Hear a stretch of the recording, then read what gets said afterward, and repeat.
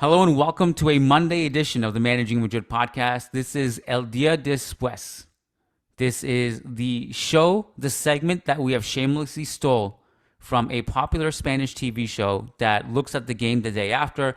To our credit, it's a different twist. It's not nearly as entertaining. So it's really just a reflection of the game a second time. So we do the post-game show the night of, and then a day or two later, Lucas hops on the podcast with me to reflect on the game further with a less emotional take. And Lucas, I can't think of a better game to come back less emotional from than what happened at the Sanchez Pizjuan, playing against Sergio Ramos, playing against that team in that stadium with that crowd, with that referee. I feel like we all probably were just fed up. The night of the game. So it's good to come back 2 days later to reflect on it. How you doing, man? Welcome. I'm doing fine, thanks, and looking forward to discuss this week of Real Madrid action and also the last game. Yeah. Well, tell me, where do you want to start? How do you start? And are you feeling any different today than you did 2 days ago? I don't know. It was a frustrating game. I think. On one hand, I have to admit that you replay this game 10 times, and you probably get the win in 7 of them. In fact, you actually replace the referee and maybe you win the game as well. But on the other hand, I don't think Real Madrid performed at a very high level. I think they did enough to get the win without these mistakes by the referee or with just better luck overall. Sevilla were also really good during the first half, I thought, and Real Madrid could have done better also in the second half. But I think that Real Madrid did more than enough to get the 3 points with, I don't know. With that kind of performance, I think you replay that game and you probably win. But on the other hand, it's still frustrating to see that the team is not clicking on offense as we all want it to be clicking. You know, I still see players like Rodrygo struggling immensely on offense. I thought he was pretty invisible during the first half. Vinicius was also pretty bad, I thought, and it's a team carried by Bellingham at this point. So. I tweeted the morning after the game, I tweeted that Bellingham has actually contributed to 62% of Real Madrid's goals so far this season via his 10 goals and his 3 assists. And I think Real Madrid will need more from Rodrigo and Vinicius going forward if they want to truly compete for trophies this season. I think both Brazilian attackers need to step up. Yeah, I was going to say, I think Vinicius was pretty poor. I know Rodrigo is kind of the one who everyone wants to pile on right now, but Vinicius had a really poor game, and not just like in kind of like the unlucky sense, but I also just thought his decision making was poor as well. I was gonna say, like, you mentioned the replays. If you replay this game, 10 times, you win 7 maybe. I think it has to be noted that with a different ref, because I actually think Sevilla played well. I don't know if they were necessarily better, but they did play well. And they did enough that they could have actually marginally won this game too. But I think Real Madrid should have and would have been up at least 1 goal in their first opening 10 minutes where they played really well. And that would have changed the complexion of the game. Of course, the reason why, and I don't like, the reason why I don't like talking about the referee, because sometimes I think it overshadows the performance. And the performance is the part you look at and say, okay, if we play like this, we can win games. But if we play badly, we have to improve in this aspect. That's the more interesting discussion to me. But of course, the complexion changes if the referee allows you to have your transition attack like he rightfully should have. And those offside lines seem to be drawn differently every time. I'll be really honest. If it was a millimeter offside, it was a millimeter offside. I won't complain about it. The one I complained most about was the Bellingham thing. The Bellingham disallowed goal because the referee initially tells a Sevilla player to get up and then sees the transition attack and stops it. And the more blatant one, which I couldn't believe, was actually the Vinicius penalty, where Jesus Navas just goes in and cleans him out in the penalty box and nothing was called. To be perfectly fair, if I'm looking at this, I'm looking at every play and what the ref got wrong. First of all, this ref is just bad. First of all, horrible. The Managing Madrid Twitter account had noted that this referee has managed Barcelona 22 times, Real Madrid 19 times. With Barcelona, they have a 90% win rate with them. With him, and with Real Madrid, they have a 60% win rate with him. Take it for what you will. If you want to chalk it up to conspiracy, the Negreira League, all that stuff. I was also very thankful that Bellingham didn't get punished for the stomp on Rakitic. Because if he did, there was a world that I was like, man, maybe he could have missed Clasico for that. That would have been a disaster. So I just wanted to look at everything, and that one I was actually a little bit happy that we got away with that one. But nevertheless, terrible refereeing, as you noted on Twitter, one of the worst you've ever seen. The worst, actually. Top of the list? Not the worst performance, probably, but the worst referee I've seen in my entire life watching football. Yeah, no question. I mean, you start counting the mistakes he puts on every single season, and it's just unbelievable to me how this guy keeps having a job in La Liga. It's just atrocious. It's just ridiculous. Plus his attitude as well. He's just, I don't know why he comes off as a very arrogant guy, always talking with the players. You know, he tries to keep his authority so that the players don't undermine his authority, but does so in a very weird way. I mean, he comes off very, very strange, with a very strange attitude to me. So he's just the worst referee I've ever seen. Yeah, maybe not the worst refereeing performance by any means, but the worst referee period. Whoever watches La Liga week in and week out for the last few years and has been watching La Liga for the last 20 or so will probably agree with me, if I'm being honest. Yeah. Do you worry about Clasico being overshadowed by stuff like this? What do you mean? But I don't. Yeah, rephrase we don't the know question. who the referee is for Clasico, but I don't know. I think we do actually. Oh, did we already? You know this stuff way better than I. Quick. I just kind of wake up and see, oh, this is the referee today. Let me double check real quick. Yeah, it's my. Oh no, this is the old Clasico. So yeah, it hasn't been announced just yet. I thought it had been. Don't you think? Like, I've been thinking a lot about this. All right, it's one thing. Like, we all agree that the refereeing in La Liga sucks, and whatever you want to talk about corruption and Negreira League. I often bring this up. Every team in La Liga gets screwed heavily every single week, and the only ones we hear about are the ones of Real Madrid and Barcelona. But if you watch La Liga regularly, you know that the referee sucks every single game, pretty much. Absolutely. And every team is getting screwed, but no one cares to write headlines if Almeria or Cadiz or whoever gets screwed. But reports say that it's going to be Sanchez Martinez. I just posted his picture on the chat here on Zoom key, and if you don't know the name exactly, you will know. Not a very comforting referee either. Yeah, not a very comforting referee either. Don't you think? So this is what I was thinking about.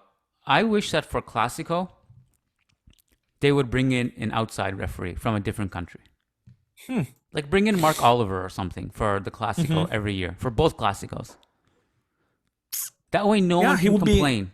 He would be away from the narrative. He would be absolutely unfamiliar with the situation of the competition, I have to assume. So yeah, it would make sense. It would make sense, definitely. Yeah. We assume that no one will have paid that person for that one game. Theoretically unbiased. That would be what I would do. But La Liga probably will never do that. But I think that was something I've been thinking about. I have to ask you this. Because we're going to maybe focus on big picture stuff today too. At the time of this recording, Carlo Ancelotti has not spoken yet. He won't have spoken in the press conference for another couple of hours. Of course, we're talking about the Champions League pregame against Braga tomorrow. The press conference is today. What was going through your mind with all the scenes of Ramos, starting with him nearly scoring from headers, his tussles with Bellingham, his tussles with Rodrygo? Did you feel anything? Did you feel any angst, any annoyance, or like what was your experience watching that? I find it quite funny that some Real Madrid fans are now saying, "Oh, Ramos is an a-hole. Ramos, look at Were there people Ramos. Look saying at that? his attitude." Yeah. I've met or I've read some Madridistas complaining about hilarious. Ramos's attitude during the game the other day. Ramos, this is who Ramos has been for for the entirety of his football career. You know, you always loved him because he did that defending your jersey, and now he does that defending another jersey. But this is who Ramos has been for the entirety of his career. So obviously frustrating to see him performing at that kind of level. He dominated the defensive line pretty much by himself. He could have actually scored for Sevilla as well. He had a few, as you mentioned, a few quote unquote fights with Rudiger and Bellingham here and there, but it all was clean. I didn't mind it. I moved on past the Ramos stuff. It doesn't bother me anymore. Yeah. Well, to say he nearly scored is an understatement, and I didn't fully realize it in real time. That 93rd minute header from the Suso set piece was an XG of 0.64, and I was looking at the XG chart. I was like, "What is this massive bubble here?" And it was Sergio Ramos in the 6-yard box because Kepa comes out, so there's actually an open net if Ramos can just redirect the header downwards, but he does, and that would have just been a crazy. I feel like in that one, God was like, okay, you know what, we screwed you enough today. I'll make sure this Ramos header goes over the bar, just so you guys don't completely melt down. I actually, in a sadistic way, I kind of enjoyed it, being tormented by him. I was like, yep, this is Sergio Ramos. I don't want him to compromise who he is just because he's playing against us. Be very curious to see how the crowd would react if he pulls a lot of this stuff against us in the Bernabeu in the return leg. But it was just kind of cool to see him play. It's been cool, like, because honestly, with PSG, I barely watched him play. First of all, he was injured a lot. And second of all, like, I'm not going to tune in to watch that. And third of all, like, unless it was a Champions League game, then I'd watch him. I enjoyed his performance against Bayern last season upon elimination. I just been, like, now that he's here in La Liga, I've just been watching him more. And it was just cool to see him back again. These are, like, just precious moments. I don't know, for lack of a better word, like, before he retires, like, we get to see him up close for just a few more times before he, hangs it up. He probably has at least a couple years left in Sevilla, though. He's playing well now. I think so. And he takes care of himself. He's going to age well, and he has aged well. So, putting aside that and the referee, when you see Real Madrid play the way they're playing now, does that worry you about Clasico? Not really, because I have not been impressed by Barcelona either. I think Barcelona are in a similar situation. Obviously, Real Madrid are ahead in the table, and that always gives you some kind of comfort in that regard, that Real Madrid don't face the match in Barcelona as if it was any kind of decisive or elimination game. The lead will be pretty much still there. Well, not obviously not still there, but the team will still be fighting for the title even after a potential loss in Barcelona. So, but I'm mostly worried about Real Madrid's not for El Clasico, but for the rest of the season. I think, again, the first thing that comes to mind for me is the fact that I think both Vinicius and Rodrygo need to step up in a big way. I think it's time for Real Madrid to stop, and Real Madrid fans, Real Madrid analysts, Real Madrid as the club period, to stop kind of creating and finding excuses for the two of them. It's time for them to perform, man. It's just the change of formation maybe didn't help them. I think we can all agree on the fact that we were hoping, and most of us were kind of excited about the potential of Rodrigo finally away from the right wing, because we thought that was not the best spot for him. Now it turns out that the center doesn't suit him well either. But it's time for them to play and play at a high level, man. Especially, I was going to say especially Rodrigo, but Vinicius as well. Vinicius is the high profile of the two, Vinicius is the more established player. Vinicius is the one with expectations, really, of being one of the world's greatest players. So it's time for Vinicius to improve, I think, as well. I think, and they haven't been impressive with Brazil either for the last handful of games. So it's time for them to start performing at the level they can perform, because otherwise Real Madrid will be in trouble for the rest of the season, I think. Yeah, interesting. I was just thinking about what you said about you haven't been that impressed with Barcelona. I just feel like I've seen that so many times before in Clasico history where I'm not impressed with Barcelona, and then in the Clasico they just play a different level. In part, it just feels like so many times they're just more motivated, for obvious reasons. But I also feel like sometimes they're just more motivated to beat us than we are to beat them for whatever reason. Their offense has been fine this year. And I think they're getting unexpected contributions from unexpected players. I think João Felix has been better than advertised. They got kids scoring now within like 10 seconds of coming on. But their defense has regressed. That's something I'll look at. I think in those first 20 minutes against Sevilla, what we did really well was getting behind the wingbacks. And I think that's something we can do against Barcelona.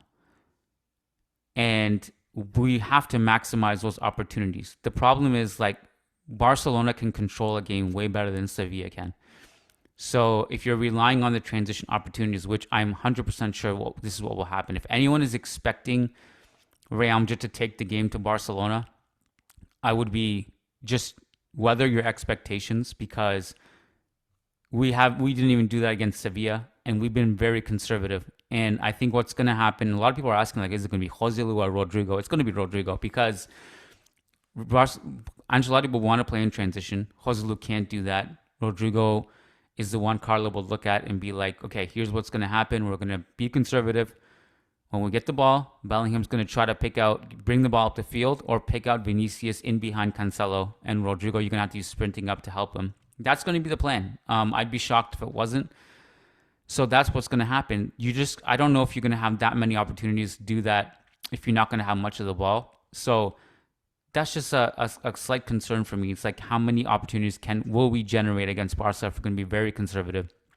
Ideal scenario is we are able to capitalize in the first 10, 15, 20 minutes. And then because of that, we just have more ammo going forward, and we can open the game up a little bit. But I don't know. I guess I'm neutral right now. I'm not overly optimistic about beating Barcelona, but I'm also not overly pessimistic about losing to them. I just feel like there are a few things that need to go our way. And one of that is that we need to maximize the amount of opportunities we have getting in behind Cancelo. And Balde, for that matter, who likes to get up the field. But I agree with you, man. We need more from Vinicius and Rodrygo right now. We absolutely need more. Yeah, absolutely. I think so. I think you can see the lack of confidence from Rodrigo. It's very clear.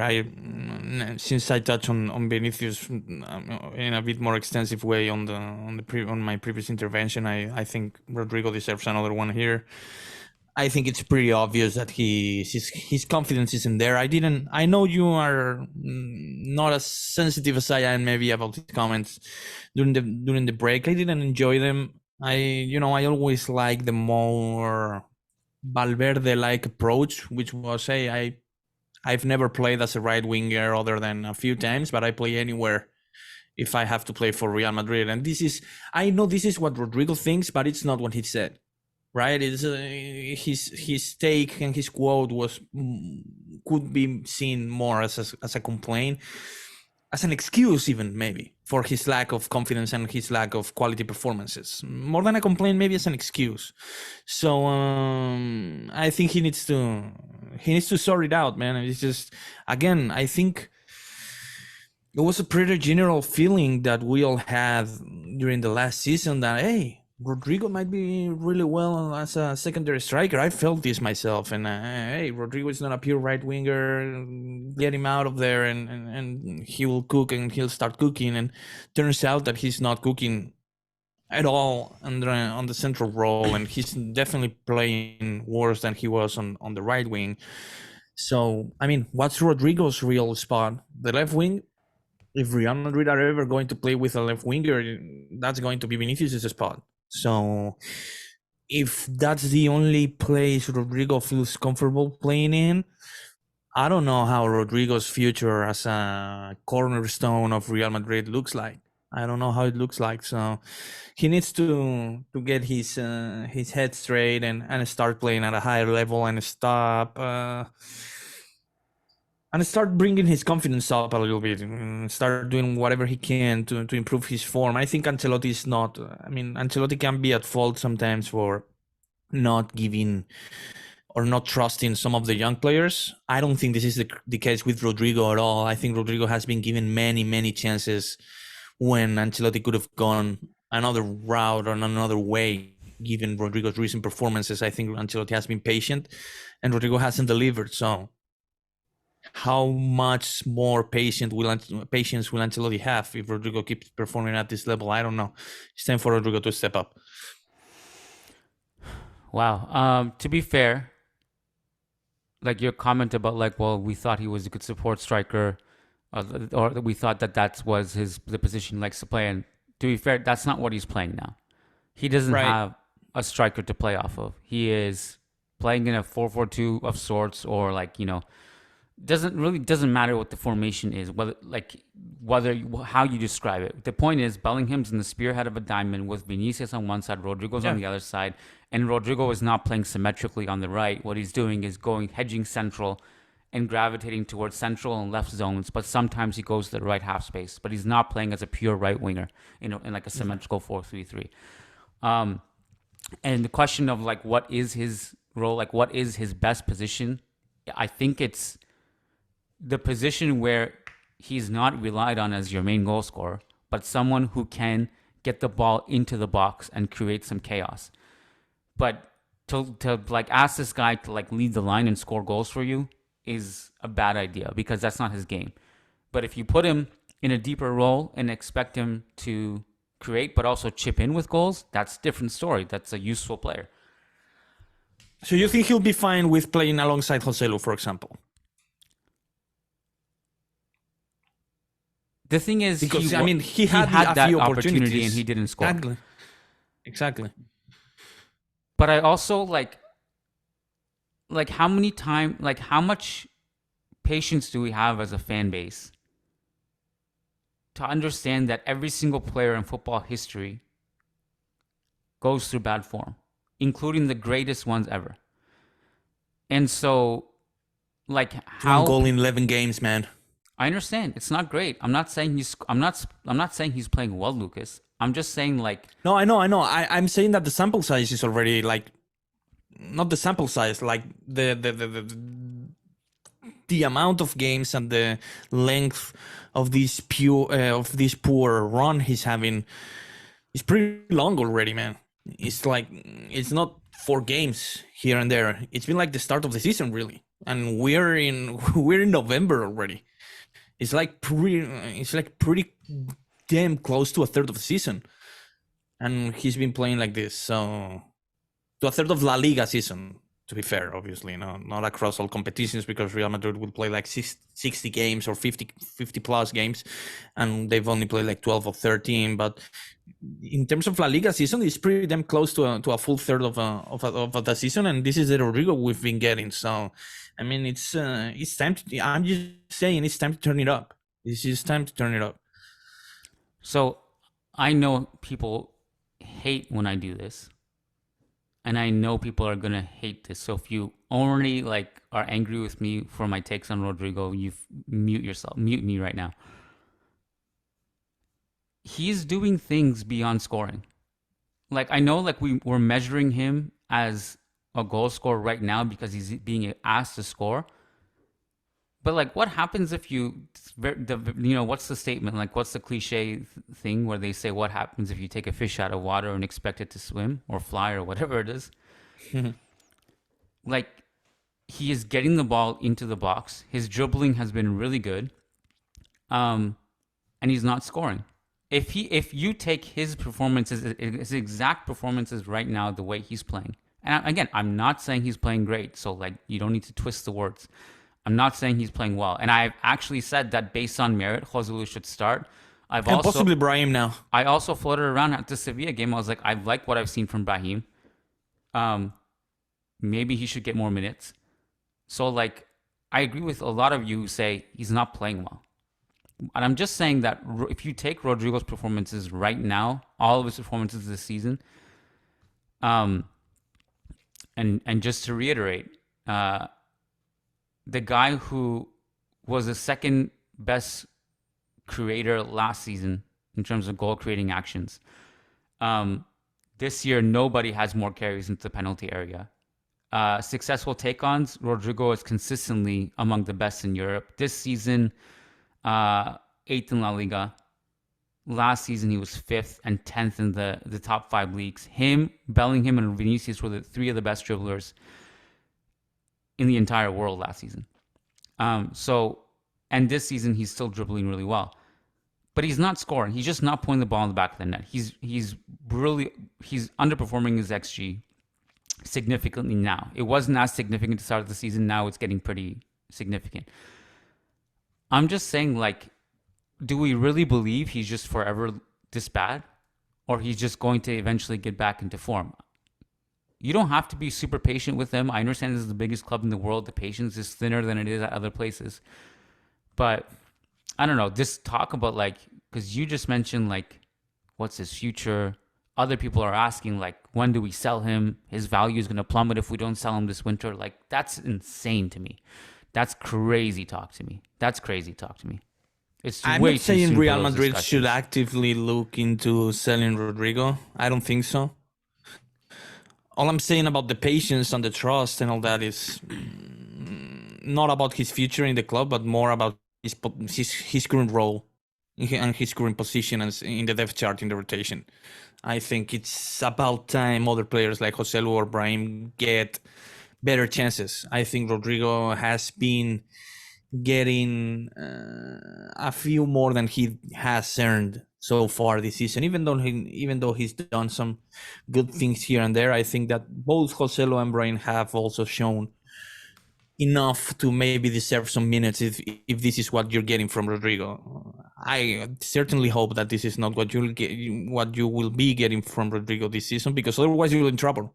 I mean, if this is what you're getting from Rodrigo this season, you are in big trouble for the rest of the season. I think you cannot survive the entirety of the season and expect to compete in the Champions League and to win La Liga against Barcelona just with Bellingham and Vinicius, unless Vinicius takes a huge leap from what he's shown so far this season, which could also happen.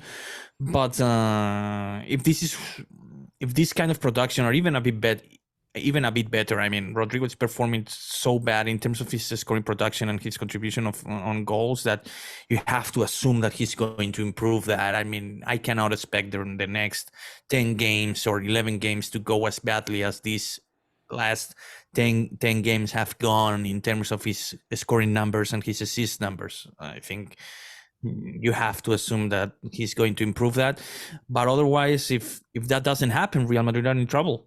Real Madrid, and they will be in trouble because of the decisions or the lack of decisions they made in the summer, mind you. I mean, it's not like Rodrigo would be letting Real Madrid down in this big way. I mean, Real Madrid decided to take a huge leap of faith about Rodrigo and his ability to contribute at an elite level this season by not signing an attacker this past summer. And if this is what you're getting from Rodrigo, Real Madrid dug this hole themselves by not signing a quality replacement. I mean, I have to assume that Ancelotti would have used that other great attacker if he had it on the roster right now. But he obviously looks, and he has Joselu and Brahim, who are definitely serviceable and solid, but not very exciting and not very trustworthy or reliable. So Real Madrid dug themselves this hole, and while I think Rodrigo will and has to improve, I also say, and that part of the blame should go to the board for not having a really quality and elite option in case the Rodrygo trust and the Rodrygo faith went sideways.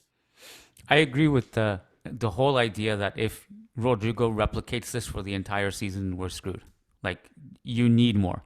It's not just him. It's Vinicius too. Yeah. But if you just copy and paste and Rodrigo goes at a 1 goal per 10 game pace for the rest of the season, you're screwed. Unless Vinicius and Jude are just so otherworldly that it doesn't matter and Rodrigo can stick to dribbling and creating, then okay, but you're screwed. And this is a conversation that's not new, because in past, when Ronaldo left, it was, can Asensio and Bale step up? Nope, it's just Benzema. And then we signed Hazard, that didn't work. Vinicius stepped up in almost everything except for the goal scoring.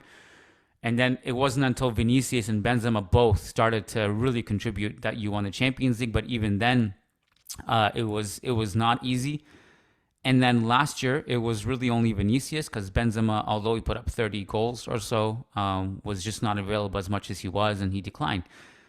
And now this year, we're at a situation now where, like, now it's Bellingham. Like, could you, because none of us expected this whole Bellingham thing. Could you imagine Absolutely if Bellingham not. just didn't score, wasn't scoring this season? I can't imagine where we'd Not be. even not scoring, like scoring 4 goals less than what he has scored so far, which would have already been great. I mean, 6 goals and 3 assists at this point of the season would be great for a new signing like him.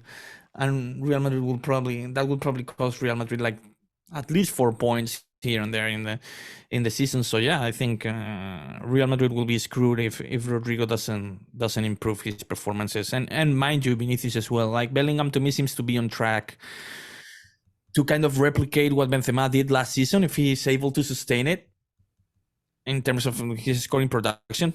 Seems kind of to be on that kind of path. But neither Vinicius nor Rodrygo are trending towards replicating their own performances last year. So Real Madrid need more. I just want to go back to, how are you doing for time, by the way? We're fine. We're fine for 10 more minutes or so. Okay. I just want to go back to your comment about Rodrigo's quote.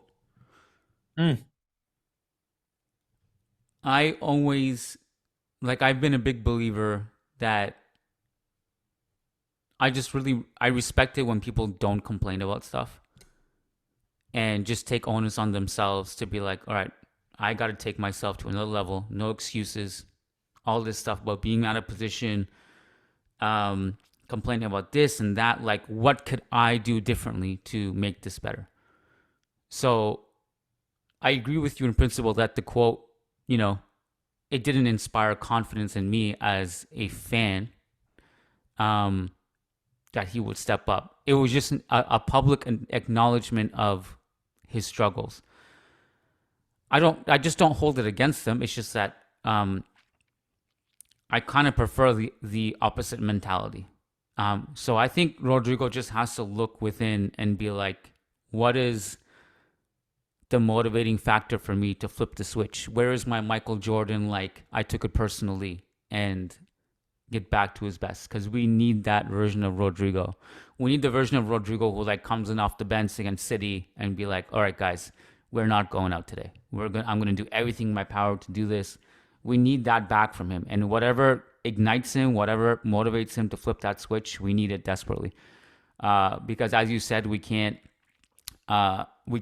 go into the rest of the season with him scoring 1 goal every 10 games he plays. It's not enough. We need more. And not to get way too ahead of ourselves, but if you think about next summer, I think it's pretty safe to predict whoever it is that Real Madrid signed next summer, that's going to be the starter, right? It's going to be Jude, Vinny, and whoever that signing is. And I think if Rodrigo wants to be in that conversation where, he wants to play, he needs to earn it again. I'm not really to be clear, I'm not really defending him, nor am I saying he's great. I just feel I'm just kind of trying to read it for what it is. He's a really good player to me still, and he's just a little bit out of goal scoring form. and he's low on confidence. That's all real stuff. And if he doesn't get it going, the team could be in trouble offensively. But I also believe in him because, like, I just feel like I've been watching football for too long, man. We've seen so many players who are been out of form, and we just, the fans like would be like, sell this guy, whether it was Marcelo, whether it was Sergio Ramos, whoever. Like we saw like Cristiano Ronaldo. What was Benzema even, yeah. Benzema had like, years where it was like, we got to get rid of this guy. So I just feel like I've been watching football for too long to be like, okay, Rodrygo needs to go. It's way too early for that conversation to me. No, yeah, absolutely. About his quote, I would be perfectly fine, 100% fine with the quote if had he added, but I know I have to be better. I know I have to play better myself because before I can point fingers at the positional stuff. Like if he says, I'm not comfortable playing in the center. I'm paraphrasing what he said. I'm not comfortable playing in the center, blah, blah, blah. But I know I have to be better myself because my team needs me. And this is the spot my team needs me to play at. I would be more than fine. But he ended the quote where he actually ended it. And that kind of sounded to me a bit as an excuse in terms of his performances. Well, the thing is, and I honestly don't even remember the quote now, but Vinicius literally was missing for how many games? An entire month. Should have been like 5-6 games, yeah. Now, I guess you could argue that even then, Rodrigo is kind of playing in a 4-4-2 still, like up top. He's not necessarily a winger. I'm very curious to see, like, a year or two from now, if this formation would still exist. There's a lot of variables. Who will be the manager? All that stuff. Who is the signing? But I still feel like there's a real chance that Jude will play as an 8 eventually. And that kind of frees you into playing 4-3-3 if you want to. But I don't know. Any concluding thoughts, Lucas, before we wrap it up here? Not really just looking forward to hopefully a calm and easy and comfortable game in Portugal tomorrow. Just that Ancelotti can manage his squad ahead of the Clasico, which I think would be important. But other than that, hopefully both Vinicius and Rodrigo can turn it up and start making a big contribution. They have a big, huge opportunity on Saturday to make a statement and prove that they can not only be trusted, but that they can actually, lead Real Madrid's offense, even when Bellingham maybe doesn't have it going. Well, ideal scenario is you and I come back on next Monday, and we're like, yeah, Rodrigo's back, baby. A brace at the imagine, yeah. It's the Montjuic, yeah. Montjuic, yeah. I was there for the Coldplay concert years ago. How was it?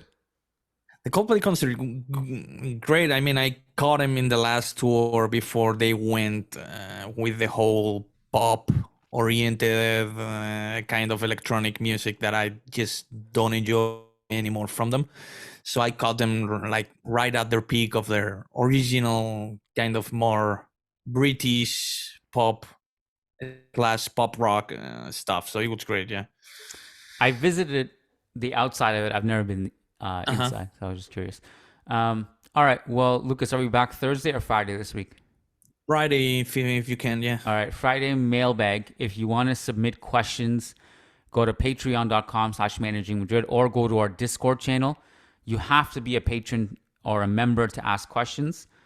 And if you want access to it, again, patreon.com/Managing Madrid. You can also join YouTube memberships. It's the same content. You can take your pick and you can ask questions and access the podcast if you're a member. So make sure to do that. We're also doing a live call on Wednesday for our members. Tomorrow, Champions League post-game show.